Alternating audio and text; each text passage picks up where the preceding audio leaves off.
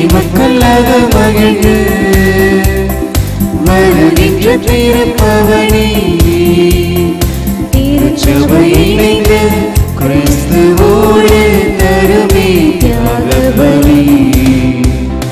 வாராயிரை திருக்குலமே வாழ்வாய் பேருடனே, வாராயிரை திருக்குலமே வாழ்வாய் பேருடனே, இறை மக்கள் மகிழ்ந்து வருகின்ற திருப்பவனி திருச்சபை இணைந்து கிறிஸ்துவோடு தருமே தியாக பலி. தந்தை மகன் தூயாவியாரின் பெயராலே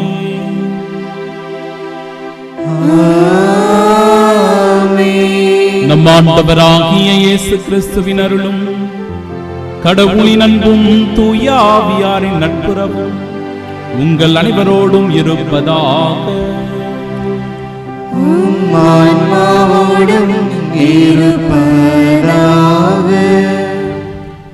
பாஸ்கா காலத்தின் 3ஆம் ஞாயிறு. அனைத்துலகோரே கடவுளை போற்றி ஆர்ப்பரியுங்கள், அவரது பெயருக்கு இசைப்பாடுவீர், அவரது புகழை மாட்சிப்படுத்துங்கள். அல்லேலூயா. அன்புமிக்க சகோதர சகோதரிகளே, தூய மறை நிகழ்வுகளை கொண்டாட நாம் தகுதி பெறும் பொருட்டு நம் பாவங்களை ஏற்றுக்கொள்வோம்.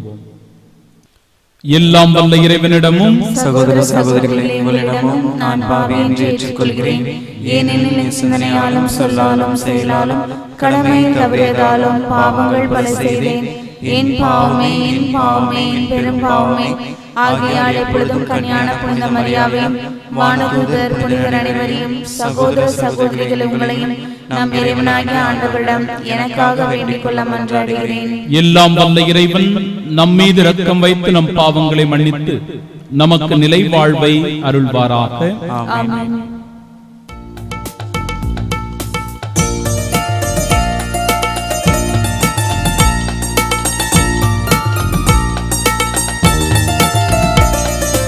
ஆண்டவரே இரக்கமாயிரும், ஆண்டவரே இரக்கமாயிரும், கிறிஸ்துவே இரக்கமாயிரும், கிறிஸ்துவே இரக்கமாயிரும், ஆண்டவரே இரக்கமாயிரும், ஆண்டவரே இரக்கமாயிரும்.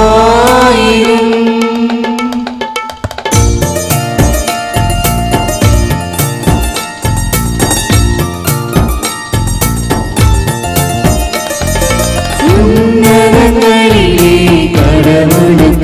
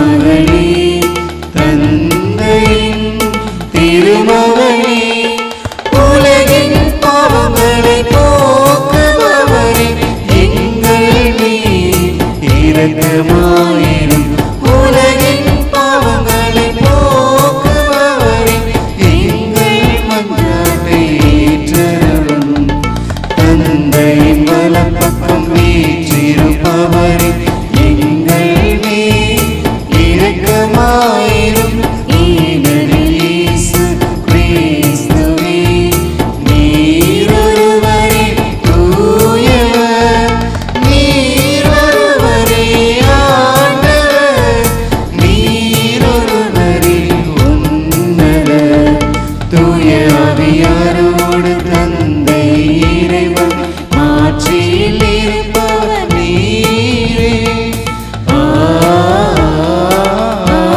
ஆமென். மன்றாடுவோமாக. கருணை கடலாகிய ஆண்டவரே,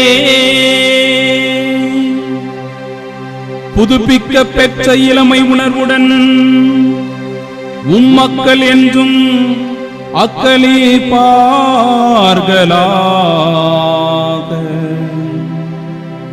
அதனால் உன் சொந்த மக்கள் என்ற மாட்சியை மீண்டும் பெற்றுள்ள நாங்கள் உயிர்ப்பின் நாளுக்காக பேரின்பத்துடனும் உறுதியான எதிர்நோக்குடனும் காத்திருக்கச் செய்வீராக.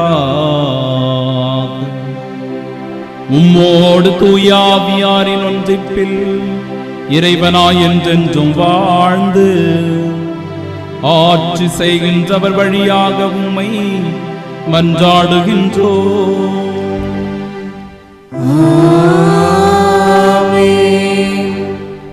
முதல் வாசகம். இயேசுவை தன் பிடியில் வைத்திருக்க முடியவில்லை. திருத்தூதர் பணிகள் நூலிலிருந்து வாசகம். அதிகாரம் 2, இறைவார்த்தை 14 மற்றும் 22 33 முடிய. பெந்தெகோஸ்தே என்னும் நாள் வந்தபோது பேதுரு 11 சேர்ந்து எழுந்து நின்று உரத்த குரலில் அவர்களிடம் பின்வருமாறு கூறினார். யூத மக்களே, எருசலேமில் வாழும் மக்களே, இதை தெரிந்து கொள்ளுங்கள். எனது சொற்களை கவனித்து கேளுங்கள். இஸ்ரேல் மக்களே, நீங்கள் இந்த வார்த்தைகளை கேளுங்கள். கடவுள் நாசரேத்து இயேசுவின் வழியாக உங்கள் நடுவில் வல்ல செயல்களையும் அருஞ்செயல்களையும் அடையாளங்களையும் செய்து அவரை இன்னார் என்று உறுதியாக காண்பித்தார். இது நீங்கள் அறிந்ததே. கடவுள் தாம் வரையறுத்துள்ள திட்டத்தின்படியும் தம் முன்னறிவின்படியும் இந்த இயேசுவை உங்கள் கையில் விட்டுவிட்டார். நீங்கள் திருச்சட்டம் அறியாதவர் மூலம் அவரை சிலுவையில் அறைந்து கொன்றீர்கள். ஆனால் கடவுள் அவரை மரண வேதனையினின்று விடுவித்து உயிர்த்தெழச் செய்தார். ஏனென்றால் மரணம் அவரை தன் பிடியில் வைத்திருக்க முடியவில்லை. தாவீது அவரை குறித்து கூறியது, நான் ஆண்டவரை எப்பொழுதும் என் கண்முன் வைத்துள்ளேன். அவர் என் வலப்பக்கம் உள்ளார். எனவே நான் அசைவுறேன். இதனால் என் இதயம் பேருவகை கொள்கின்றது. என் நா மகிழ்ச்சியால் நிறைந்துள்ளது. என் உடலும் எதிர்பார்ப்பில் நிலைத்திருக்கும். ஏனென்றால் என்னை பாதாளத்திடம் ஒப்புவிக்க மாட்டீர். உம் தூயவனை படுங்குழியை காணவிட மாட்டீர். வாழ்வின் வழியை நான் அறியச் செய்வீர். உமது முன்னிலையில் எனக்கு நிறைவான மகிழ்ச்சி உண்டு. சகோதர சகோதரிகளே, நமது குல முதல்வராகிய தாவீதை குறித்து நான் சொல்வதை மறுக்க மாட்டீர்கள். அவர் காலமாகி அடக்கம் செய்யப்பட்டார். அவர் கல்லறை இந்நாள் வரை நம்மிடையே இருக்கின்றது. அவர் இறைவாக்கினர் என்பதால் தம் வழித்தோன்றல் ஒருவர் அவரது அரியணையில் வீற்றிருப்பார் என்று கடவுள் உறுதியாக ஆணையிட்டு கூறியதை அறிந்திருந்தார். அவர் கிறிஸ்துவின் உயிர்த்தெழுதலை முன்னறிந்து அவரை பாதாளத்திடம் ஒப்புவிக்க மாட்டீர், அவரது உடல் படுகுழியை காணவிட மாட்டீர் என்று கூறியிருக்கிறார். கடவுள் இந்த இயேசுவை உயிர்த்தெழச் செய்தார். இதற்கு நாங்கள் அனைவரும் சாட்சிகள். அவர் கடவுளின் வலப்பக்கத்துக்கு உயர்த்தப்பட்டு வாக்களிக்கப்பட்ட தூய ஆவியை தம் தந்தையிடமிருந்து பெற்று பொழுந்தருளினார். நீங்கள் காண்பதும் கேட்பதும் இதுதான். ஆண்டவரின் அருள்வாக்கு. இறைவனுக்கு நன்றி. பதில் உரைப்பாடல். ஆண்டவரே, வாழ்வின் வழியை நான் அறியச் செய்வீர். ஆண்டவரே, வாழ்வின் வழியை நான் அறிய செய்வீர்.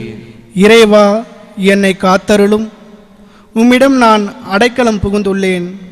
நான் ஆண்டவரிடம், நீரே என் தலைவர், உம்மையன்றி வேறு செல்வம் எனக்கு இல்லை என்று சொன்னேன். ஆண்டவர் தாமே என் உரிமை சொத்து, அவரே என் கிண்ணம், எனக்குரிய பங்கை காப்பவரும் அவரே. ஆண்டவரே, வாழ்வின் வழியை நான் அறிய செய்வீர். எனக்கு அறிவுரை வழங்கும் ஆண்டவரை போற்றுகிறேன். இரவில் கூட என் மனச்சான்று என்னை எச்சரிக்கின்றது. ஆண்டவரை எப்பொழுதும் என் கண்முன் வைத்துள்ளேன். அவர் என் வலப்பக்கம் உள்ளார். எனவே நான் அசைவுறேன். ஆண்டவரே, வாழ்வின் வழியை நான் அறிய செய்வீர். என் இதயம் அக்களிக்கின்றது, என் உள்ளம் மகிழ்ந்து துள்ளுகின்றது. என் உடலும் பாதுகாப்பில் நிலைத்திருக்கும். ஏனெனில் என்னை பாதாளத்திடம் ஒப்புவிக்க மாட்டீர். அன்பனை படுகொழியை காணவிட மாட்டீர். ஆண்டவரே, வாழ்வின் வழியை நான் அறிய செய்வீர். வாழ்வின் வழியை நான் அறியச் செய்வீர். உமது முன்னிலையில் எனக்கு நிறைவான மகிழ்ச்சி உண்டு. உமது வலப்பக்கத்தில் எப்பொழுதும் பேரின்பு உண்டு. ஆண்டவரே, வாழ்வின் வழியை நான் அறிய செய்வீர். இரண்டாம் வாசகம். உங்களை விடுவிக்க கொடுக்கப்பட்ட விலை மாசு மறுவற்ற ஆட்டுக்குட்டியை போன்ற கிறிஸ்துவின் உயர் மதிப்புள்ள இரத்தமாகும். திருத்துதர் பேதுரு எழுதிய முதல் திருமுகத்திலிருந்து வாசகம். அதிகாரம் 1, இறை வார்த்தைகள் 17 21 முடிய.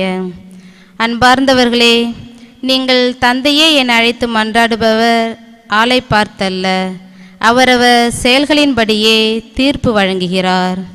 ஆகையால் இவ்வுலகில் நீங்கள் அந்நியராய் வாழும் காலமெல்லாம் அவருக்கு அஞ்சி வாழுங்கள். உங்கள் மூதாதையரிடமிருந்து வழி வழியாய் வந்த வீணான நடத்தையினின்று உங்களை விடுவிக்க கொடுக்கப்பட்ட விலை என்னவென்று உங்களுக்கு தெரியும். அது பொன்னும் வெள்ளியும் போன்று அழிவுக்குட்பட்டது அல்ல, மாறாக மாசு மறுவற்ற ஆட்டுக்குட்டியை போன்ற கிறிஸ்துவின் உயர் மதிப்புள்ள இரத்தமாகும். உலகம் தோன்றும் முன்னரே முன்குறிக்கப்பட்ட அவர் இந்த கடைசி காலத்தில் உங்களுக்காக வெளிப்படுத்தப்பட்டார். அவர் வழியாகத்தான் நீங்கள் கடவுள் மீது நம்பிக்கை கொண்டுள்ளீர்கள். இறந்த அவரை கடவுள் உயிர்த்தெழச் செய்து பெருமைப்படுத்தியுள்ளார். இதனால் நீங்கள் கடவுளிடம் நம்பிக்கை கொண்டு அவரை எதிர்நோக்கி இருக்கவே இவ்வாறு செய்தார். ஆண்டவரின் அருள்வாக்கு. இறைவனுக்கு நன்றி.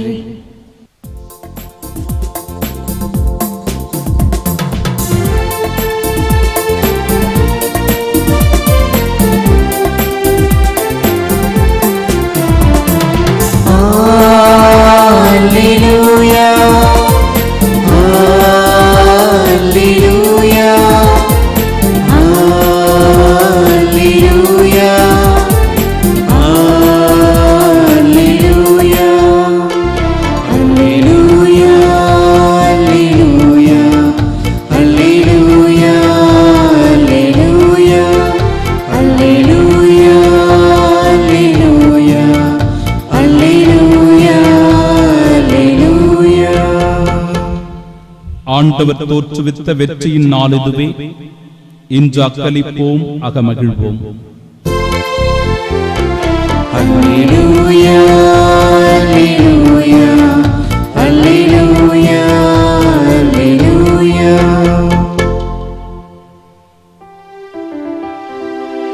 ஆண்டவர் உங்களோடு இருப்பாராக. ஆன்மாவோடும் இருப்பாராக. தூய லூக்கா எழுதிய பரிசுத்த நற்செய்தியிலிருந்து வாசகம். ஆண்டவரே, மாற்றி உமக்கே. அதிகாரம் 24. உயிருள்ள இறைவார்த்தைகள் 13 முதல் 35 முடிய. வாரத்தின் முதல் நாள் சீடர்களுள் இருவர் எருசலேமிலிருந்து ஏறத்தாழ 11 கிலோமீட்டர் தொலைவில் உள்ள ஓர் ஊருக்கு சென்று கொண்டிருந்தனர். அவ்வூரின் பெயர் எம்மாவு. அவர்கள் இந்நிகழ்ச்சிகள் அனைத்தையும் குறித்து ஒருவரோடு ஒருவர் உரையாடிக் கொண்டே சென்றார்கள். இப்படி அவர்கள் உரையாடிக் கொண்டும் வினவிக் கொண்டும் சென்றபோது இயேசு நெருங்கி வந்து அவர்களோடு நடந்து சென்றார். ஆனால் அவர் யார் என்று அறிந்து உணர முடியாதவாறு அவர்கள் கண்கள் மறைக்கப்பட்டிருந்தன. அவர் அவர்களை நோக்கி, வழிநெடுக்கிலும் நீங்கள் ஒருவரோடு ஒருவர் பேசிக் கொண்டிருப்பது என்ன என்று கேட்டார். அவர்கள் முகவாட்டத்தோடு நின்றார்கள். அவர்களுள் கிளையோப்பா என்னும் பெயருடைய ஒருவர் அவரிடம் மறுமொழியாக, எருசலேமில் தங்கியிருப்பவர்களுள் உமக்கு மட்டும்தான் இந்நிகழ்ச்சிகளில் இந்நாட்களில் நிகழ்ந்தவை தெரியாதோ என்றார். அதற்கு அவர் அவர்களிடம், என்ன நிகழ்ந்தது என்று கேட்டார். அவர்கள் அவரிடம், நாசரேத்து இயேசுவை பற்றியேதான் பேசுகின்றோம். அவர் கடவுளுக்கும் மக்கள் எல்லாருக்கும் முன்பாக சொல்லிலும் செயலிலும் வல்ல இறைவாக்கினராக திகழ்ந்தார். அவர் இஸ்ரேலை மீட்கப் போகிறார் என்று நாங்கள் எதிர்பார்த்திருந்தோம். ஆனால் தலைமை குருக்களும் ஆட்சியாளர்களும் அவருக்கு மரண தண்டனை விதித்து சிலுவையில் அறைந்தார்கள். இவையெல்லாம் நிகழ்ந்து இன்றோடு 3 நாட்கள் ஆகின்றன. ஆனால் இன்று எங்களைச் சேர்ந்த பெண்களுள் சிலர் எங்களை மலைப்புக்குள்ளாக்கினர். அவர்கள் விடியற் காலையில் கல்லறைக்கு சென்றார்கள். அவருடைய உடலை காணாது திரும்பி வந்து வானதூதர்களை கண்டதாகவும் இயேசு உயிரோடு இருக்கிறார் என்று அவர்கள் கூறியதாகவும் சொன்னார்கள். எங்களோடு இருந்தவர்களுள் சிலரும் கல்லறைக்கு சென்று அப்பெண்கள் சொன்னவாறே இருக்க கண்டனர். ஆனால் அவர்கள் இயேசுவை காணவில்லை என்றார்கள். இயேசு அவர்களை நோக்கி, அறிவிலிகளே, இறைவாக்கினர்கள் உரைத்த எல்லாவற்றையும் நம்ப இயலாத மந்த உள்ளத்தினரே, மெஸ்ஸியா தாம் மாட்சி அடைவதற்கு முன் இத்துன்பங்களை பட வேண்டும் அல்லவா என்றார். மேலும் மோசே முதல் இறைவாக்கினர் வரை அனைவரின் நூல்களிலும் தம்மை குறித்து எழுதப்பட்ட யாவற்றையும் அவர் அவர்களுக்கு விளக்கினார். அவர்கள் தாங்கள் போக வேண்டிய ஊரை நெருங்கி வந்தார்கள். அவரோ அதற்கு அப்பால் போகிறவர் போல காட்டிக்கொண்டார். அவர்கள் அவரிடம், எங்களோடு தங்கும், ஏனெனில் மாலை நேரம் ஆயிற்று, பொழுதும் போயிற்று என்று கூறி கட்டாயப்படுத்தி அவரை இணங்க வைத்தார்கள். அவர் அங்கு தங்குமாறு அவர்களோடு சென்றார். அவர்களோடு அவர் பந்தியில் அமர்ந்திருந்த போது அப்பத்தை எடுத்து கடவுளை போற்றி பிட்டு அவர்களுக்கு கொடுத்தார். அப்போது அவர்கள் கண்கள் திறந்தன. அவர்களும் அவரை அடையாளம் கண்டு கொண்டார்கள். உடனே அவர் அவர்களிடமிருந்து மறைந்து போனார். அப்போது அவர்கள் ஒருவரை ஒருவர் நோக்கி, வழியிலே அவர் நம்மோடு பேசி மறைநூலை விளக்கும் போது நம் உள்ளம் பற்றி எரியவில்லையா என்று பேசிக் கொண்டார்கள். அந்நேரமே அவர்கள் புறப்பட்டு எருசலேமுக்கு திரும்பி போனார்கள். அங்கே 11 அவர்களோடு இருந்தவர்களும் குழுமி இருக்க கண்டார்கள்.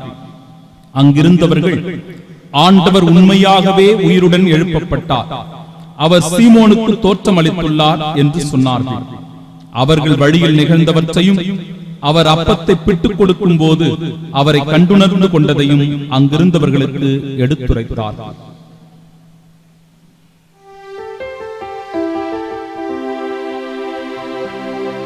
ஆண்டவரின் அருள்வாக்கு. கிறிஸ்துவே உமக்கு புகழ்.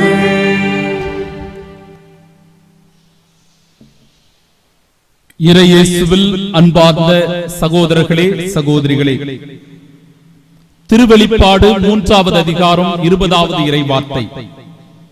இதோ நான் கதவு அருகில் நின்று தட்டிக் கொண்டிருக்கிறேன். யாராவது எனது குரலை கேட்டு கதவை திறந்தால் நான் உள்ளே சென்று அவர்களோடு உணவு அருந்துவேன், அவர்களும் என்னோடு உணவு அருந்துவார்கள். அன்பிற்கும் பாசத்திற்கும் பிரியமான அன்பு இறை மக்களே, இந்த 3வது வார பாஸ்கா காலத்திலே உங்களை நான் அன்போடு வரவேற்கிறேன். ஆண்டவர் இயேசு கிறிஸ்து உயிர்ப்பின் நற்செய்தியாய் தருகின்ற அமைதியை உங்களுக்கு நான் உரித்தாக்கிக் கொள்கிறேன்.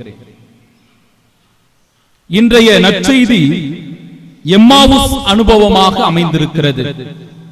இந்த எம்மாவு நிகழ்வானது நம் ஒவ்வொருவருக்குள்ளும் நிகழப்பட வேண்டிய நிகழ்வாக அமைந்திருக்கிறது. ஆம் என் அன்பிற்குரியவர்களே, ஆண்டவர் இயேசு கிறிஸ்து ஒவ்வொருவருக்குள்ளும் ஒரு தாக்கத்தை ஏற்படுத்துகிறார். அந்த தாக்கமானது நம்முடைய வாழ்விலே அது பிரதிபலிக்க வேண்டும், அது நம்முடைய வாழ்வாக மாற வேண்டும். அப்படி நாம் மாறினால் இயேசுவினுடைய அன்பு சீடர்களாக இந்த உலகத்திற்கு நாம் சான்று பகர முடியும். என் அன்பிற்குரியவர்களே, இன்றைய இறைவார்த்தையில் 2 சீடர்கள் எம்மாவு நோக்கி பயணம் சென்று கொண்டிருந்தார்கள் என்று வாசிக்க கேட்டோம். ஒருவருடைய பெயரானது குறிப்பிடப்பட்டிருந்தது, கிலயோப்பா என்று ஒருவருடைய பெயர் குறிப்பிடப்பட்டிருந்தது. மற்றொருவருடைய பெயர் குறிப்பிடப்படவில்லை. ஏனென்றால் அந்த மற்றொரு சீடர் நானாகவும் நீங்களாகவும் இருக்கலாம் என்பதற்காக. ஆம், மீண்டும் குறிப்பிடுகிறேன், மற்றொரு சீடர் நானாகவும் இருக்கலாம், அது நீயாகவும் இருக்கலாம். கற்பனை செய்து கொண்டு அந்த வழிப்பயணத்தில் ஆண்டவர் என்னோடு உடன் இருக்கிறார், என்னோடு உறவாடுகிறார், அவர் என்னோடு பேச விரும்புகிறார், தங்க விரும்புகிறார் என்கிற செய்தியை நாம் உள்வாங்கிக் கொள்ள வேண்டும். என் அன்பிற்குரியவர்களே, நற்செய்தியை இன்றைக்கு 7 அடிப்படையான கருத்துக்களின் மூலமாக நான் உங்களுக்கு விளக்க முற்படுகிறேன். இயேசு நெருங்கி வந்து அவர்களோடு நடந்து சென்றார். ஆனால் அவர் யார் என்று அறிந்து உணர முடியாதவாறு அவர்கள் கண்கள் மறைக்கப்பட்டிருந்தன. லூக்கா நற்செய்தி 24வது அதிகாரம் 15 முதல் 16 வரை உள்ள இறைவார்த்தைகள். அன்பிற்குரியவர்களே, இயேசு நெருங்கி வந்து அவர்களோடு நடந்து சென்றார் என்று நாம் வாசிக்கும் போது எந்த நேரத்திலும் எப்பொழுதுமே நம்மோடு உடன் இருக்கிறவராக நம் ஆண்டவர் இயேசு இருக்கிறார் என்கிற செய்தியை அந்த இறைவார்த்தை குறிப்பிடுகிறது. அது எல்லா சூழ்நிலையிலும் அவர் நம்மோடு இருக்கிறார் என்பதனுடைய அர்த்தம். பல நிலைகளில் நாம் சிந்தித்துக் கொண்டிருக்கலாம் அல்லது நாம் நினைத்துக் கொள்ளலாம், ஆண்டவர் சில காலம் நம்மோடு உடன் வருகிறார், நம்முடைய இன்பத்தில், நம்முடைய வளர்ச்சியான தருணங்களில், நம்முடைய மகிழ்ச்சியான நேரங்களில் அவர் நம்மோடு உடன் இருக்கிறார். ஆனால் நமக்கு துன்பம் வருகிற போது, வாழ்வில் கஷ்டம் வருகிற போது, வேதனையில் நாம் தவித்துக் கொண்டிருக்கும் போது அந்த இறைவன் நம்மை விட்டு பிரிந்து விடுகிறார், அல்லது அவர் எங்கே இருக்கிறார் என்று கூட தெரியவில்லை என்பது போன்று நம்முடைய சிந்தனைகள் அமைந்து விடுகிறது. ஒரு அழகான நிகழ்வு ஒன்று உண்டு அன்பிற்குரியவர்களே. கனவிலே ஒரு காட்சி ஒன்றை காணுகிறான் ஒரு இளைஞன். அந்த இளைஞனுக்கு இவ்வாறு அந்த காட்சி வெளிப்படுத்தப்படுகிறது. கடற்கரை ஓரமாக 2 நபர்கள் நடந்து போவது போன்று கால் தடங்கள் அந்த இடத்திலே பதிந்திருக்கிறது. இதை பார்க்கிறான் அந்த இளைஞன். அப்பொழுது கடவுளுடன் அவன் பேசுவது போல அந்த காட்சி அமைந்திருக்கிறது. கடற்கரை ஓரத்திலே 2 பேர் நடந்து போவது போன்று அந்த கால் தடங்கள் அமைந்திருக்கிறதே, அது யாருடைய கால் தடங்கள் என்று கேட்கப்படுகிறது. அப்பொழுது அந்த காட்சியின் போது அது விளக்கப்படுகிறது. 2 பேருடைய கால் தடங்கள் இருக்கிறது அல்லவா, ஒன்று உன்னுடைய கால் தடம், மற்றொன்று என்னுடைய கால் தடம் என்று ஆண்டவர் அவனுக்கு பதில் உரைக்கிறார். மகிழ்ச்சி அடைகிறான் அந்த இளைஞன். ஆம், 2 பேருடைய கால் தடங்கள் இருக்கிறது. ஆண்டவர் எப்பொழுதும் என்னோடு உடன் நடக்கிறார் என்பதை குறித்து நான் மிகுந்த மகிழ்ச்சி அடைகிறேன் என்று அவன் உள்ளத்தில் எண்ணிக்கொண்டிருக்கிறான். நாட்கள் பல கடந்து போகிறது. மீண்டும் காட்சியானது காட்டப்படுகிறது. அவனுடைய இன்னொரு பக்கம், மறுபக்கம் அந்த காட்சி அமைந்திருக்கிறது. அந்த மறுபக்க காட்சியில் என்ன நிகழ்ந்திருக்கிறது என்றால், அதே கடற்கரை காண்பிக்கப்படுகிறது. ஆனால் அந்த இடத்தில் ஒரே ஒரு நபருடைய கால் தடம் மட்டும்தான் இருக்கிறது. அப்பொழுது இவனுடைய வாழ்க்கையானது சிந்தித்து பார்க்கப்படுகிறது. என்ன, ஒரே ஒரு கால் தடம் மட்டும்தான் இருக்கிறது, எங்கே இன்னொரு கால் தடம் காணவில்லையே? அப்பொழுது இவன் சிந்திக்கிறான், என்னுடைய துன்ப நேரங்களில், நான் வழியில் வேதனையில் துடித்துக் கொண்டிருக்கும் போது, அல்லது என்னுடைய கஷ்ட காலங்களிலே கடவுள் என்னோடு இருப்பதில்லை, நான் மட்டும்தான் நடந்து சென்ற கால் தடம் இருக்கிறது, கடவுள் என்னை விட்டு எங்கோ போய்விட்டிருக்கிறார், அவருடைய கால் தடம் இல்லையே என்று வருத்தத்தோடு நினைத்துக் கொண்டிருந்தவன் கடவுளை நோக்கி ஒரு குரலை எழுப்புகிறான்.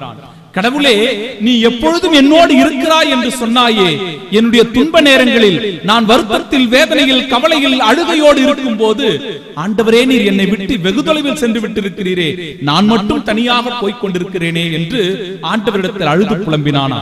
அப்பொழுது ஆண்டவர் அவனுக்கு சொல்லுகிறார், என் அன்பு மகனே, என் அன்பு மகளே, நான் உன்னை அன்பு செய்கிறேன், நீ என்னுடைய பிள்ளை, என் பார்வையில் நீ மதிப்பு மிக்கவன், விலையேற பெற்றவன். நான் என்ன செய்கிறேன் தெரியுமா? நீ அவ்வாறு துன்பத்தில் இருக்கும் போது, வேதனைப்பட்டுக் கொண்டிருக்கும் போது, கண்ணீர் வடித்துக் கொண்டிருக்கும் போது, என் அன்பு மகனே, என் மகளே, அந்த இடத்தில் நீ பார்க்கிறாயே அந்த கால்தடம், அது என்னுடைய கால்தடம், உன்னுடையதல்ல.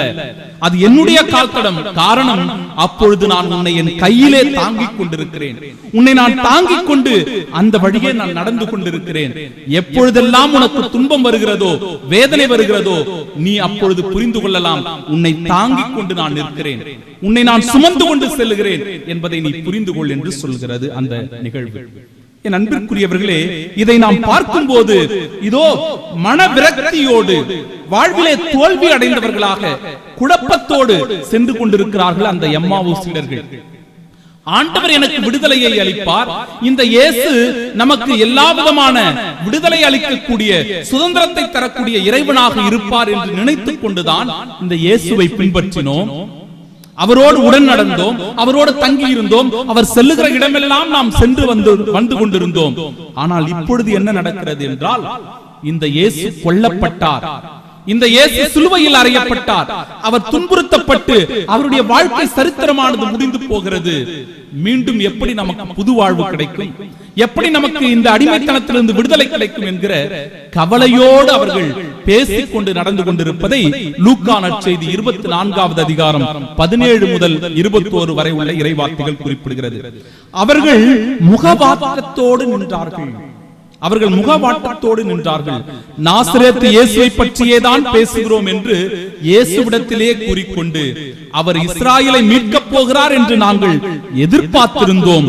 ஆனால் தலைமை குருக்களும் ஆட்சியாளர்களும் அவருக்கு மரண தண்டனை விதித்து சிலுவையில் அறைந்தார்கள் என்று அந்த இடத்தில் அது குறிப்பிடுகிற வேளையில், என் அன்பிற்குரியவர்களே, இவர்கள் வாழ்வில் தோற்று போனதாக, வாழ்வில் தோல்வி அடைந்தவர்களாக தங்களை நினைத்துக் கொண்டு மிகுந்த சோகத்தோடு, முகவாட்டத்தோடு தங்களுடைய ஊருக்கு திரும்பிக் கொண்டிருக்கிற நிகழ்வைத்தான் அது குறிப்பிட்டு காட்டுகிறது.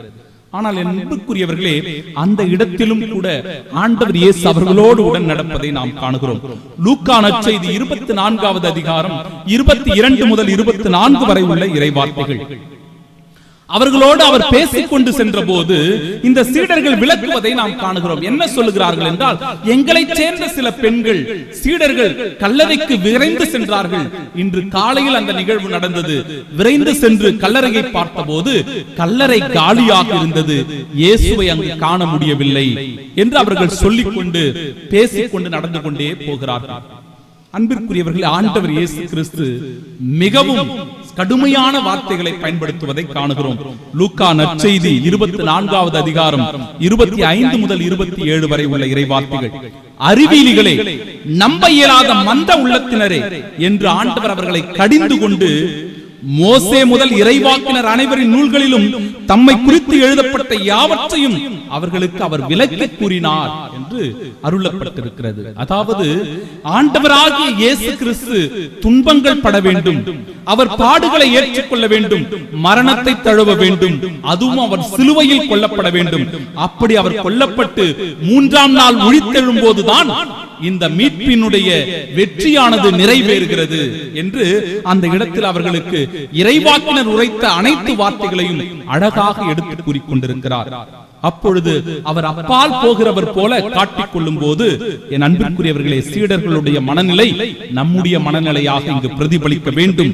லூக்கா நற்செய்தி 24வது அதிகாரம் 29வது இறைவார்த்தை குறிப்பிடுகிறது, ஆண்டவரே எங்களோடு தங்கும் என்று அவர்கள் பேசுவது. நாமும் பல நிலைகளில், என் அன்பிற்குரியவர்களே, குழப்பத்தில் இருக்கும் போது, எதை செய்வது என்று புரியாது தவித்துக் கொண்டிருக்கும் போது, கவலையோடு கண்ணீரோடு நாம் நின்று கொண்டிருக்கும் போது, ஆண்டவர் இயேசு கிறிஸ்துவை நாம் அழைக்கிறவர்களாக இருக்க வேண்டும். ஆண்டவரே எங்களோடு தங்கும், எங்கள் குடும்பத்திலே நீர் வாசம் செய்யும், என் உள்ளத்திலே நீ பிரசன்னமாகும் என்று சொல்லி ஆண்டவரை அழைக்கிறவர்களாக, ஆண்டவரை நோக்கி அபயக்குரல் எழுப்புகிறவர்களாக நாம் இருக்க வேண்டும் என்பதை அந்த சீடர்களுடைய மனநிலையானது பிரதிபலிக்கிறது. என் அன்பிற்குரியவர்களே, லூக்கா நற்செய்தி 24வது அதிகாரம் 30வது இறைவார்த்தை. அப்படி அவர்கள் அழைக்கும் போது என்ன நடக்கிறது என்றால், அவர்களோடு அவர் பந்தியில் அமர்ந்திருந்த போது அப்பத்தை எடுத்து கடவுளை போற்றி பிட்டு அவர்களுக்கு கொடுத்தார். அப்பொழுது அவர்களுடைய கண்கள் திறந்தன, அவர்கள் அவரை அடையாளம் கண்டு கொண்டார்கள். பார்த்தீர்களா? கத்தோலிக்க திரு அவையானது எவ்வளவு புனிதமானது என்பதை இதோ இந்த இறைவார்த்தைகள் நமக்கு நன்றாக வலியுறுத்துகிறது.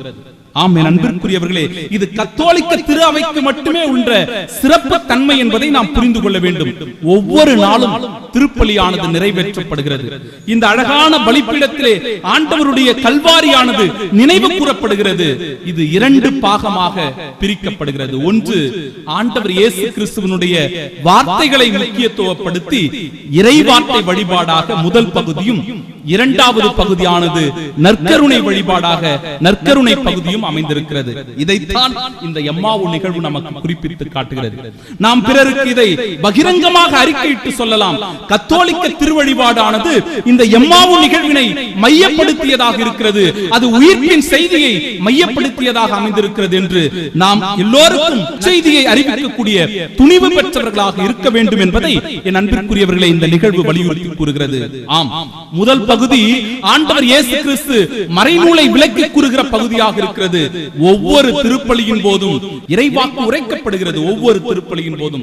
இரண்டாவது பகுதி, முதல் பகுதி இறைவார்த்தையை உடைப்பது, இரண்டாவது பகுதி நற்கருணையை உடைப்பது. ஆம், நற்கருணையை உடைத்து ஆண்டவர் அந்த சீடர்களுக்கு கொடுக்கும் போது அவர்கள் இயேசுவை அடையாளம் கண்டு கொண்டார்கள். அவர்களுடைய கண்கள் திறக்கப்பட்டன என்று குறிப்பிடும் போது ஒவ்வொரு முறையும் இந்த தெய்வீக திருப்பலியில் ஆண்டவருடைய உயிருள்ள பிரசன்னத்தை உடைத்து கொடுக்கும் போது, குருவானவர் அந்த அப்பத்தை பிடுகிற போது இயேசுவினுடைய உயிருள்ள பிரசன்னம் வெளிப்படுத்தப்படுகிறது. நம்முடைய அகக்கண்கள் திறக்கப்படுகின்றன என்பதை இந்த இடத்திலே நாம் புரிந்து கொள்ள வேண்டும் என் அன்பிற்குரியவர்களே. சரி, இந்த நிகழ்வு நடந்த உடனே என்ன நடக்கிறது என்றால், சீடர்கள் பேசிக் கொள்ளுகிறார்கள். அவர் நம்மோடு இந்த மறைநூலை விளக்கும் போது நம்முடைய உள்ளம் பற்றி எரியவில்லையா? ஒவ்வொரு முறையும் ஆண்டவருடைய வார்த்தையானது நமக்கு பகிரப்படும் போது அல்லது அதனுடைய விளக்கத்தை எடுத்து கூறும் போது நம்முடைய உள்ளம் பற்றி எரிய வேண்டும், ஆவலால் அது துடிக்க வேண்டும். காரணம், இறைவார்த்தை வாழ்வளிக்கக்கூடிய உணவாக இருக்கிறது, வழிகாட்டக்கூடிய பாதையாக நமக்கு அமைந்திருக்கிறது.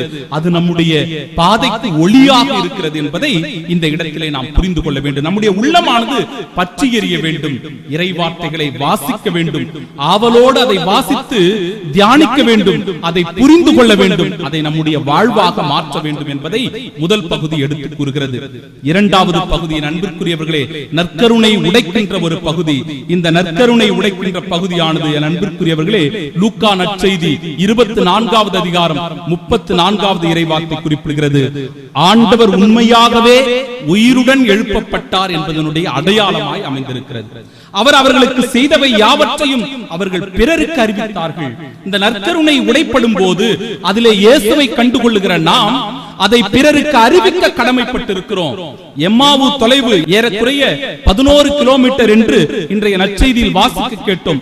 அவ்வளவு தூரம் நடந்து போனவர்கள் இயேசுவை கண்டுணர்ந்து கொண்ட பிறகு உடனடியாக அவ்வளவு தூரம் என்று கூட பார்க்காமல் திரும்பி அவர்கள் எருசலேமுக்கு வந்து சீடர்களுக்கு அறிவிப்பதை நாம் காணுகிறோம். ஆண்டவர் உண்மையாகவே உயிர்த்தார் என்கிற நற்செய்தியை அவர்கள் அறிவிக்கிறார்கள். நாமும் அந்த இயேசுவை ஒவ்வொரு நாளும் இந்த திருப்பலியில் கண்டுகொள்ளுகிறோம். அதை நாம் பிறருக்கு அறிவிக்க வேண்டும் என்கிற கடமையை உணர்ந்து கொள்ள வேண்டிய கட்டாயத்தில் இருக்கிறோம் என் அன்பிற்குரியவர்களே. நமக்கான பாடம் என்ன? இந்த எம்மாவு செய்தி நமக்கு என்ன கொடுக்கிறது என்றால், இந்த எம்மாவு அனுபவம் நம்முடைய அனுதின வாழ்க்கை அனுபவமாக மாற வேண்டும். இறை வார்த்தையை வாசிக்கும் போது, அப்பத்தை உட்கொள்ளும் போது ஆண்டவர் இயேசு கிறிஸ்துவை நாம் கண்டுணர்ந்து கொள்ளுகிறவர்களாக இருக்க வேண்டும். இயேசு எப்பொழுதும் என்னோடு இருக்கிறார், அவர் என்னோடு எப்பொழுதும் உடன் நடக்கிறார் என்பதை நாம் புரிந்து கொள்ள வேண்டும். இறைமகன் இயேசு மரித்தோரின் கடவுள் அல்ல, அவர் வாழ்வோரின் கடவுள், உயிர்ப்பின் கடவுள் என்கிற நற்செய்தியை பிறருக்கு நாம் அறிவிக்க வேண்டும் என்பதையே இந்த நாள் நமக்கு எடுத்து கூறுகிறது. ஆம் என் அன்பிற்குரியவர்களே, இன்றைய முதல் வாசகம் குறிப்பிடுகிற பாவ மன்னிப்பு பெற மனம் மாறுங்கள் என்பதும், நம் பாவங்களுக்கான கழுவாய் நம் ஆண்டவர் இயேசு கிறிஸ்துவே என்று இன்றைய இரண்டாம் வாசகம் குறிப்பிடுவதும், மனம் மாறி அவரிடம் திரும்பி வர வேண்டும் என்கிற முதல் வாசகத்தினுடைய அழைப்பிற்கு இணங்க எம்மாவு சீடர்களைப் போல ஆண்டவர் இயேசு கிறிஸ்து என்னையும் இன்று தடுத்தாட்கொண்டார் என்கிற உண்மை செய்தியை உள்ளத்திலே பெற்றுக்கொண்டு ஆண்டவர் இயேசுவுக்கு சான்று பகர்கிற நல்ல சீடர்களாக வாழ்வோம். ஆமென். எழுந்து நின்று நம்முடைய விசுவாசத்தை அறிக்கையிடுவோம்.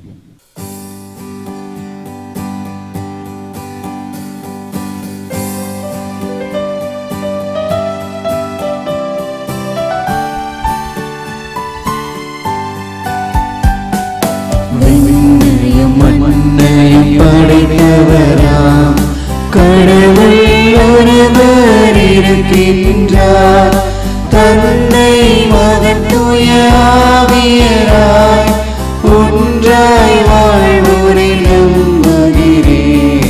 தூய ஆவியின் வல்லமையால் இறைமகன் நமக்காய் மனிதரானார், கன்னி மரியிடம் பிறந்தவராம் இயேசுவை உறுதியாய் நம்புகிறேன். பிலாத்துவின் ஆட்சியில் பாடுபட்டார், சிலுவையில் இறந்து அடக்கப்பட்டார், மூன்றாம் நாளில் உயிர்த்தெழுந்தார், இறப்பின் மீது வெற்றி கொண்டார். விண்ணகம் வாழும் தந்தையிடம் அரியணை கொண்டு இருக்கின்றார், உலகம் முடியும் காலத்திலே நடுவரை திரும்பவும் வந்திடுவார். தூய ஆவியாரை நம்புகிறேன், பாரினில் அவர் துணை வேண்டுகிறேன். பாவ மன்னிப்பு தூய்மை பெற்று பரிகார வாழ்வில் நிலைத்திடவே திரு அவை உரைப்பதை நம்புகிறேன். புனிதர்கள் உறவை நம்புகிறேன், உடலின் உயிர்ப்பை நிலை வாழ்வை உறுதியுடனே நம்புகிறேன். ஆமென், ஆமென்.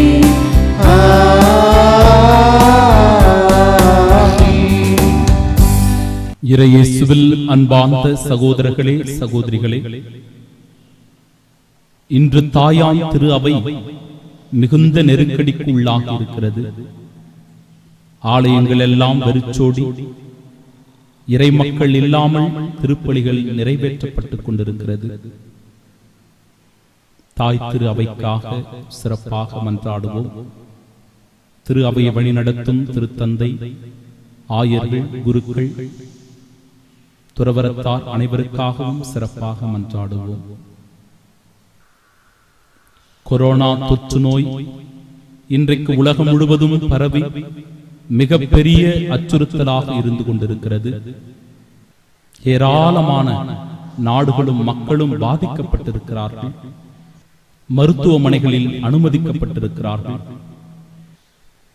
இந்த தொற்று நோயினுடைய வீரியம் நாளுக்கு நாள் அதிகரித்துக் கொண்டிருக்கிற இந்த சூழ்நிலையில் ஏராளமான உயிர் பலிகள் நடந்து கொண்டிருக்கிறது. சிறப்பாக பாதிக்கப்பட்டோருக்காக, இந்த தொற்று நோயினால் மரித்தோருக்காக மன்றாடுவோம். இப்பேற்பட்ட இக்கட்டான சூழ்நிலையிலும் கூட பொருளாதார தேவைகளுக்காக, அன்றாட அடிப்படை தேவைகளுக்காக ஏக்கத்தோடு இருப்பவர்கள், கலங்கி நிற்பவர்கள், வாழ்க்கைக்கான வழி தெரியாமல் அலைந்து கொண்டிருக்கிறவர்கள் என ஒவ்வொருவருக்காக சிறப்பாக மன்றாடுவோம். ஆண்டவருடைய இரக்கமும் கருணையும் நம்மீதும் இந்த அகில உலகின் மீதும் நிரம்பச் செய்து மீண்டும் இயல்பு வாழ்க்கை திரும்பக்கூடிய அருளை ஆண்டவர் நமக்கு கூடிய விரைவிலேயே தந்தருளும்படியாய் சிறப்பாக மன்றாடுவோம். இந்த மன்றாட்டுக்களை எல்லாம் எங்கள் ஆண்டவராகிய இயேசு கிறிஸ்து வழியாக உம்மை பார்த்து வேண்டி மன்றாடி செபிக்கிறோம் நல்ல பிதாவே. ஆமென்.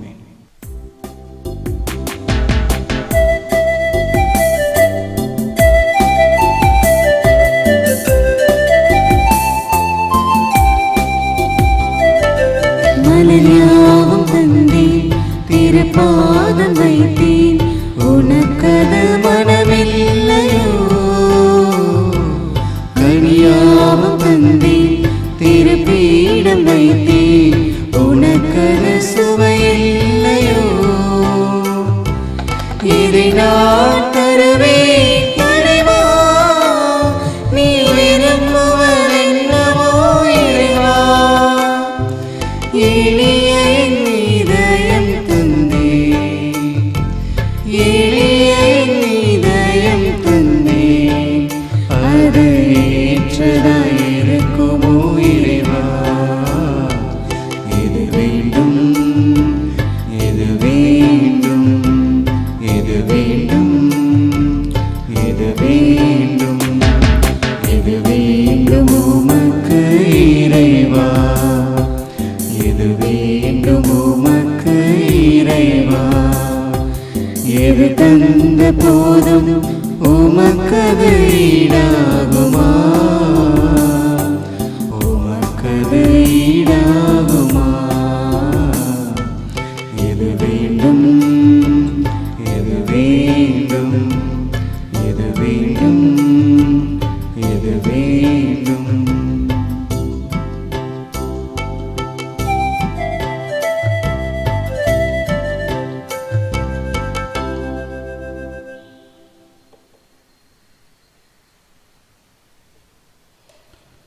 பேரன்புமிக்க சகோதர சகோதரிகளே, என்னுடையதும் உங்களுடையதுமான இப்பலி எல்லாம் வல்ல இறைவனுக்கு உகந்ததாகும்படி மன்றாடுங்கள். ஆண்டவர் தமது பெயரின் புகழ்ச்சிக்காகவும் மாட்சிக்காகவும் நமது நன்மைக்காகவும் புனித திரு அவை அனைத்து நலனுக்காகவும் உமது கையிலிருந்து இப்பலியை ஏற்றுக்கொள்வாராக. ஆண்டவரே, அக்களிப்புறும் திரு அவையின் காணிக்கைகளை ஏற்றுக்கொள்ள உம்மை வேண்டுகின்றோம். இப்பெரும் மகிழ்ச்சிக்கு உரிய காரணத்தை நீர் தந்திருப்பதால் அதன் பயனாகிய முடிவில்லா பேரின்பத்தையும் எங்களுக்கு அருள்வீராக. எங்கள் ஆண்டவராகிய இயேசு கிறிஸ்து வழியாக உம்மை மன்றாடுகின்றோம்.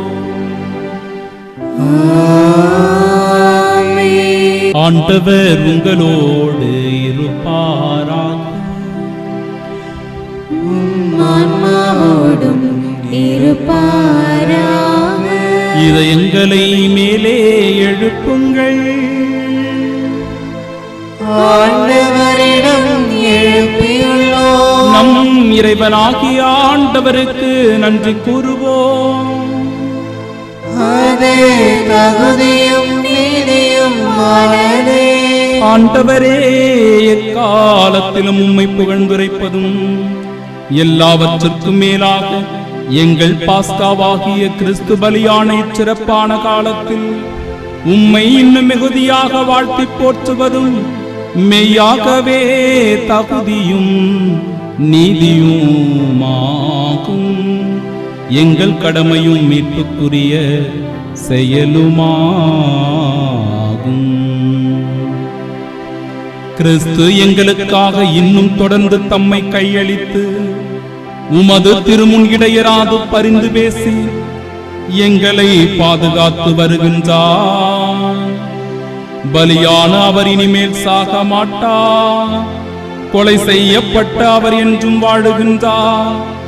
ஆகவே பாஸ்கா மகிழ்ச்சி பொங்க அனைத்துலகின் மாந்தர் அனைவரும் மக்களிக்கின்றனர். அவ்வாறே ஆற்றல் மிக்கோரும் அதிகாரம் கொண்ட தூதர்களும் உமது மாட்சிமையை புகழ்ந்து பாடி முடிவின்றி ஆர்ப்பரித்து ஒரே குரலாய் பாடுவதாவது: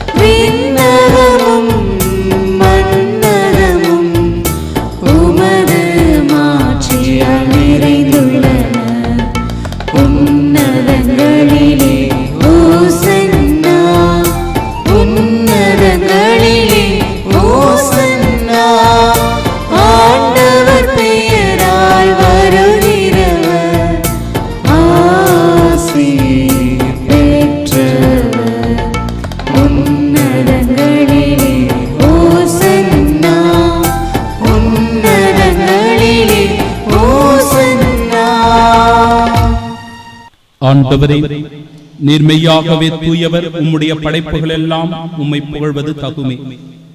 ஏனெனில் உம் திருமகனாகி எங்கள் ஆண்டவர் இயேசு கிறிஸ்து வழியாக தூய ஆவியாரின் செயலாற்றலால் அனைத்தையும் உய்வித்து தூய்மைப்படுத்துகின்றேன். கதிரவன் தோன்றி மறையும் வரை உமது பெயருக்கு தூய காணிக்கை ஒப்பு கொடுக்குமாறு உமக்கென மக்களை இடையராது ஒன்று சேர்த்து வருகின்றேன். ஆண்டவரே,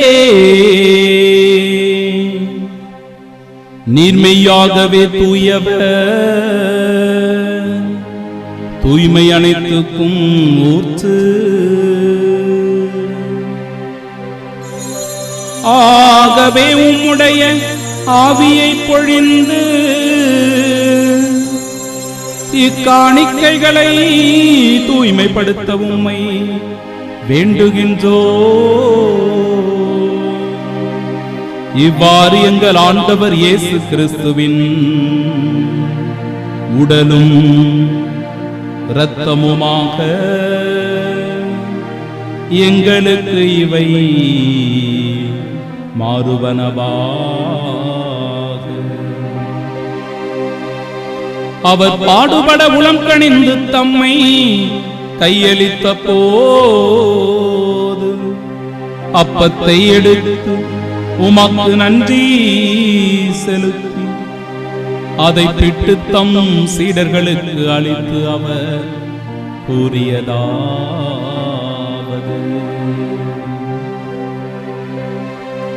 அனைவரும் இதிலிருந்து பெற்று உண்ணுங்கள், ஏனெனில் இது உங்களுக்காக கையளிக்கப்படும் என் உடல்.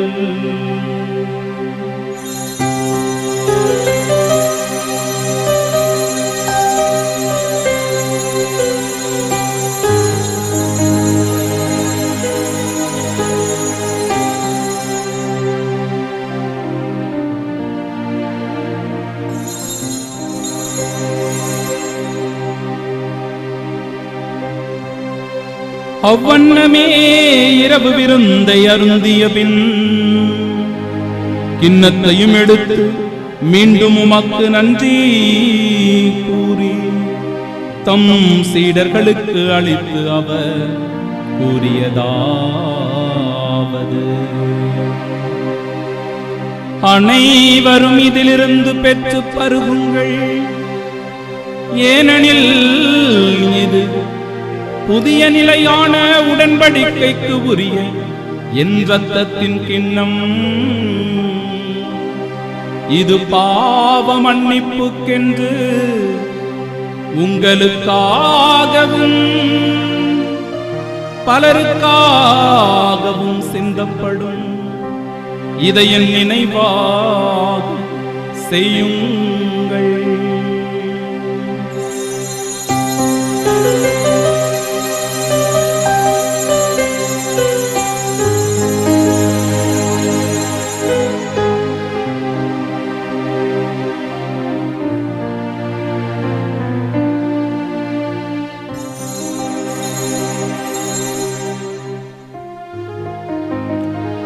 நம்பிக்கையின் மறைபொருள். ஆண்டவரே, நீர் வருவளவும் உமது இறப்பினை அறிக்கையிடுகின்றோம், உமது உயிர்ப்பினையும் எடுத்துரைக்கின்றோம். ஆகவே ஆண்டவரே, உம் திருமகனின் மீட்பளிக்கும் பாடுகளையும் வியப்புக்குரிய உயிர்ப்பையும் விண்ணேற்றத்தையும் நாங்கள் நினைவு கூறுகின்றோம். இவர் மீண்டும் வருவார் என எதிர்பார்த்திருக்கும் நாங்கள் இப்புனிதமான உயிருள்ள பலியை நன்றி செலுத்தி உமக்கு ஒப்புக் கொடுக்கின்றோம். உமது திரு அவையின் காணிக்கையை கண்ணோக்கியருளும் மன்றாடுகின்றோம். இப்பலியினால் நீர் உளம் கணிய திருவுளமானீர். இவ்வாறு உடைய திருமகனின் திருவுடல் திரு ரத்தத்தால் ஊட்டம் பெறும் நாங்கள் அவருடைய தூய ஆவியால் நிரப்பப் பெற்று கிறிஸ்துவுக்குள் ஒரே உடலும் ஒரே உள்ளமும் உடையவர்களாய் விளங்கச் செய்வீராக. இவரே எங்களை உமக்கு என்றும் காணிக்கையாக்குவாராக. இவ்வாறு உம்மால் தேர்ந்து கொள்ளப்பட்டவர்களோடு முதலாக புனிதமிக்க கன்னியும் கடவுளின் தாயுமான மரியா, அவருடைய அன்பு கடவரான புனித யோசேப்பு, புனித திருத்தூதர்கள், மாட்சிமிகு மறைசாட்சியர், மற்ற புனிதர்கள் அனைவரோடும் நாங்கள் உரிமை பேச்சுக்கு தகுதி உடையோர் ஆவோமாக. இவர்களின் வேண்டுதலால் நாங்கள் என்றும் உமது உதவியை பெறுவோம் என உறுதியோடு நம்பியிருக்கின்றோம். ஆண்டவரே, எங்களை உம்மோடு ஒப்புரவாக்கும் இப்பலி உலகுக்கெல்லாம் அமைதியும் மீட்பும் தர வேண்டும் என உம்மை மன்றாடுகிறோம். இவ்வுலகில் பயணம் செய்யும் உமது திரு அவையை சிறப்பாகவும் அடியாராக எங்கள் திருத்தந்தை பிரான்சிஸ், எங்கள் பேராயர் சார்ல்ஸ் அந்தோனிசாமி, ஏனைய ஆயர்கள், திருநிலையினர், உமக்கு சொந்தமான மக்கள் ஆகிய அனைவரையும் நம்பிக்கையிலும் அன்பிலும் உறுதி பெறச் செய்வீராக. நீர் விரும்பியபடி உம் திருமுன் நிற்கிற இக்குடும்பத்தின் வேண்டுதல்களுக்கு கனிவுடன் செவிசாய்த்தருளும். கனிவுள்ள தந்தையே, எங்கும் சிதறுண்டிருக்கும் உடைய பிள்ளைகளை கனிவுடன் உம்மோடு சேர்த்துக் கொள்ளும். இறந்து போன எங்கள் சகோதர சகோதரிகளையும் உமக்கு உகந்தவர்களாய் வாழ்ந்து உலகை விட்டுச் சென்ற அனைவரையும் உமது ஆட்சியில் கனிவுடன் ஏற்றருளும். நாங்களும் அங்கு வந்து சேர்ந்து அவர்களோடு உமது மாட்சியால் என்றும் மன நிறைவு அடைவோம் என எங்கள் ஆண்டவராகிய கிறிஸ்து வழியாக எதிர்நோக்கி இருக்கிறோம். இவர் வழியாகவே நீர் உலகுக்கு எல்லா நன்மைகளையும் வழங்குகின்றீர்.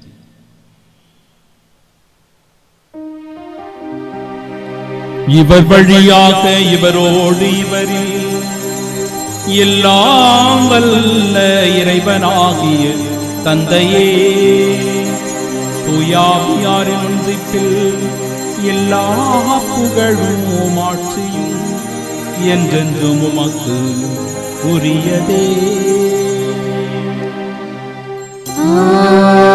ஆமென், ஆமென், ஆமென்.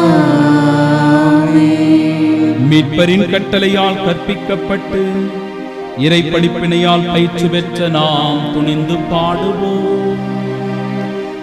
விண்ணுலகில் இருக்கிற எங்கள் தந்தையே, உமது பெயர் தூயது என போற்றப் பெறுக. உமது ஆட்சி வருக. உமது திருவுளம் விண்ணுலகில் நிறைவேறுவது போல மண்ணுலகிலும் நிறைவேறுக. எங்கள் அன்றாட உணவை இன்று எங்களுக்கு தாரும். எங்களுக்கு எதிராக குற்றம் செய்வோரை நாங்கள் மன்னிப்பது போல எங்கள் குற்றங்களை மன்னியும். எங்களை சோதனைக்கு உட்படுத்தாதேயும், தீமையிலிருந்து எங்களை விடுவித்தருளும். ஆண்டவரே, தீமை அனைத்திலும் இருந்தும் எங்களை விடுவித்து எங்கள் வாழ்நாளில் அமைதியை கனிவுடன் அருள உம்மை மன்றாடுகின்றோம். உமது இரக்கத்தின் உதவியால் நாங்கள் பாவத்திலிருந்து எப்போதும் விடுதலை பெற்று யாதொரு கலக்கமுமின்றி நலமாய் வாழ்வோமாக. நாங்கள் எதிர்நோக்கியிருக்கும் பேரின்பத்திற்காகவும் எம் மீட்பராகிய இயேசு கிறிஸ்துவின் வருகைக்காகவும் காத்திருக்கின்றோம். ஏனெனில் ஆட்சியும் வல்லமையும் மாட்சியும் என்றென்றும் உமதே. ஆண்டவராகிய இயேசு கிறிஸ்துவே, அமைதியை உங்களுக்கு விட்டுச் செல்கிறேன், என் அமைதியையே உங்களுக்கு அளிக்கிறேன் என்றும் திருத்தூதர்களுக்கு மொழிந்தீரே. எங்கள் பாவங்களை பாராமல் உமது திரு அவையின் நம்பிக்கையை கண்ணோக்கி எங்களுக்கு அமைதியையும் ஒற்றுமையும் அளித்தருள்வீராக. என்றென்றும் வாழ்ந்து ஆட்சி செய்கின்றவர் நீரே.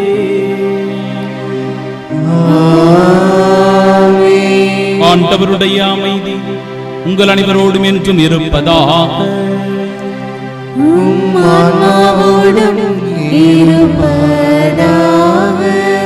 உயிர்த்த நம் ஆண்டவராகிய இயேசு கிறிஸ்து நமக்கு தருகிற சமாதானத்தை, அமைதியை ஒருவர் மற்றவரோடு பகிர்ந்து கொள்வோம். சமாதானம்.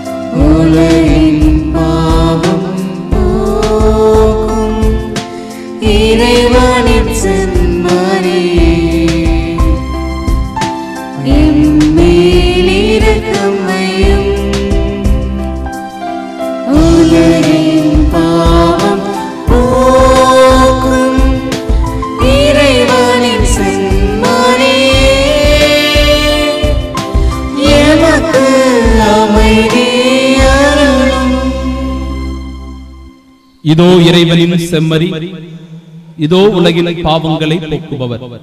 செம்மறியின் விருந்திற்கு அழைக்கப்பெற்ற நாம் பேறு பெற்றோர். ஆண்டவரே, நீர் என் இல்லத்தில் எழுந்தருள நான் தகுதியற்றவள். ஆனால் ஒரு வார்த்தை மட்டும் சொல்லியருளும், எனது ஆன்மா நலமடையும். கிறிஸ்துவின் திருவுடலும் இரத்தமும்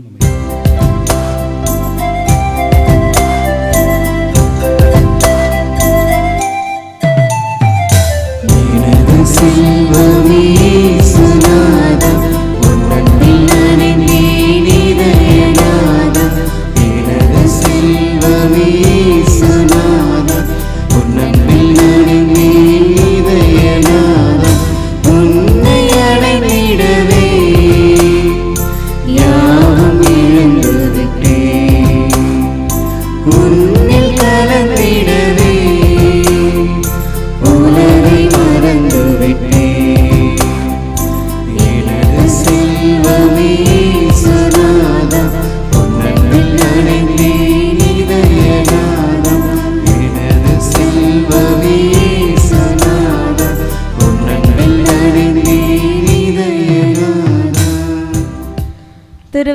திருமுழுப்பின் ஜெபம். கிறிஸ்துவின் ஆன்மாவே, என்னை புனிதமாக்கும். கிறிஸ்துவின் திருவுடலே, என்னை மீட்டருளும். கிறிஸ்துவின் திரு ரத்தமே, எனக்கு எழுச்சியூட்டும். கிறிஸ்துவின் விழாவின் தண்ணீரே, என்னை கழுவிடுமே. கிறிஸ்துவின் பாடுகளே, என்னை தேற்றிடுமே. ஓ நல்ல இயேசுவே, எனக்கு செவிசாயும். உம் திருக்காயங்களுக்குள் என்னை மறைத்தருளும். உம்மிடமிருந்து என்னை பிரிய விடாதேயும். தீய பகைவரிடமிருந்து என்னை காத்தருளும். எனது இறப்பின் வேளையில் என்னை அழைத்தருளும். உம்மிடம் வர எனக்கு கட்டளையிட்டருளும். புனிதர்களோடு எக்காலம் உம்மை புகழ செய்யும். ஆமென்.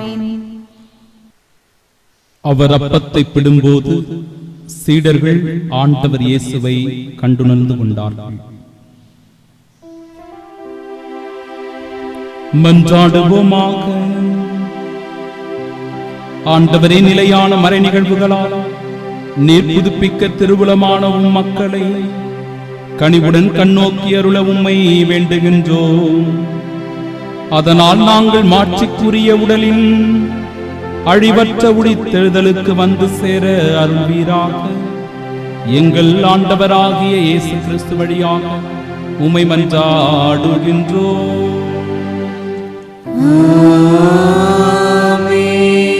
ஆண்டவர் உங்களோடு இருப்பாராக.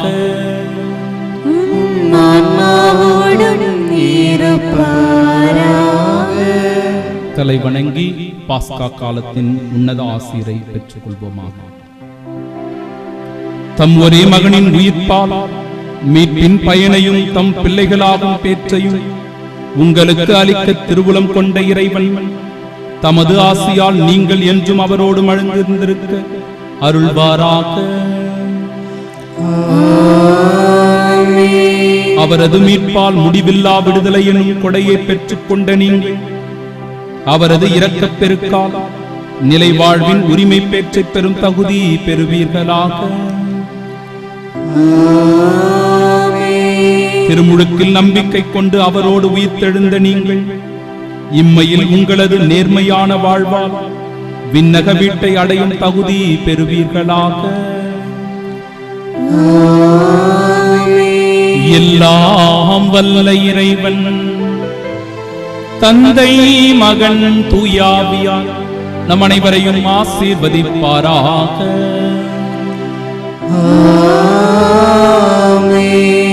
இறை வார்த்தையை வாசிக்கும் போதும் அப்பத்தை பிடும்போதும் நம் ஆண்டவர் இயேசு கிறிஸ்துவை கண்டுணர்ந்து கொள்ள சென்று வாழுவோம். வாழ்வின் பலி தொடரட்டும்.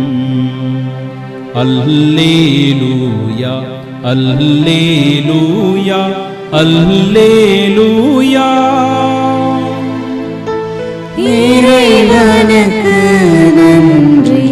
அல்லேலூயா, அல்லேலூயா, அல்லேலூயா.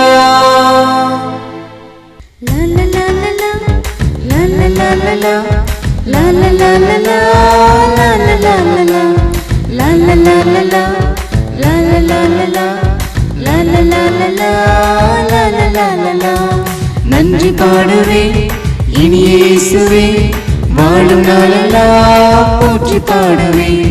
என்னை தேடி வந்த தெய்வமே, என்று முன்னையே வாழ்த்து பாடுவே. நன்றி நன்றி நன்றி இயேசுவே, நன்றி நன்றி நன்றி இயேசுவே, நன்றி நன்றி நன்றி இயேசுவே, நன்றி நன்றி நன்றி இயேசுவே.